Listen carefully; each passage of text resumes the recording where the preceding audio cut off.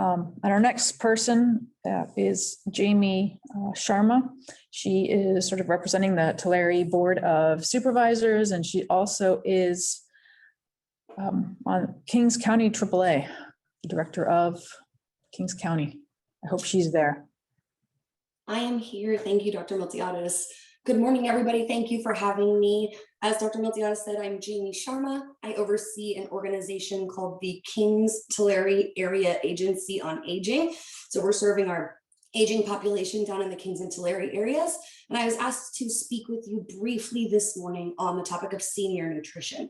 So senior nutrition locally looks pretty different than what we're seeing at the state level. We heard a lot from Amanda earlier about the dashboard and taking a look at the state level data. And the state level data, quite frankly, is impressive. It shows that there's been roughly a 51% increase in the number of meals provided since the beginning of the pandemic statewide. And the reason that I share that state statistic is because I think it's really interesting to compare it with what we're seeing locally. I think anyone would agree that 51% is a huge jump in 1 year. But when I put on my local hat and take a look at what's happened in Kings and Tulare County since March of 2020, we've seen a 400% increase in the number of meals provided through our home delivered meals program. And I think there's a variety of reasons for that. I'm sure everyone here is well aware of a program called the Great Plates Delivered program that the governor rolled out early on in the pandemic, which partnered restaurants with preparing and delivering meals to seniors shortly after the stay-at-home orders went into effect. It was a phenomenal program, but it came at a cost which left many of the rural counties unable to participate. So what we've seen is likely indicative of what other counties will see when the Great Plates program ends, and then they have a pretty large influx of folks who have been receiving meals during this pandemic and are now going to need alternate means of support. So there are a lot of things that are needed in order to make this sustainable, right? We recognize that the need is not likely to change, that people are not likely to wake up one morning and say, thank you, I was hungry and I was in need during the pandemic, but I'm no longer hungry. We anticipate that many of those folks are going to remain on our programs. And so we've got some work to do to figure out making it sustainable moving forward. Something I definitely want to share is that there is a lot more needed than just the meals themselves. This was something that caught me pretty off guard early on when I needed to develop the infrastructure and the capacity to make this feasible in Kings and Tulare counties. I had to purchase things like refrigerated vans and walk-in freezers, forklifts and pallet jacks. I had to hire drivers to deliver the meals, right? A 400% increase comes with an awful lot of issues other than just the supply and demand considerations around the food. So that was something that was sort of surprising and I thought was really interesting. Senior centers, as it stands today, remain closed. So something that we're really thinking about and trying to plan around strategically is what will it look like when senior centers reopen? We anticipate from the feedback that we've gotten so far that we're going to be dealing with some folks that are frightened.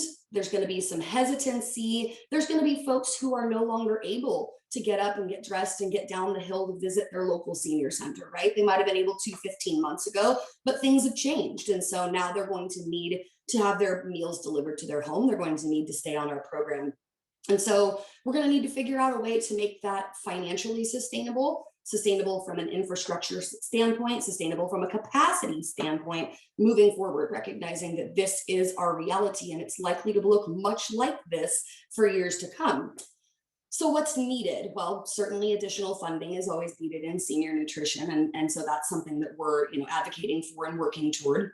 But additionally, we need the flexibility to use the funding for what it needs to be used for. I mentioned some of the other things that are needed, things like being able to purchase refrigerated vans or being able to update or upgrade senior centers or vehicles that have gotten old. So we need the funding to be flexible so that we can use it to address the need locally.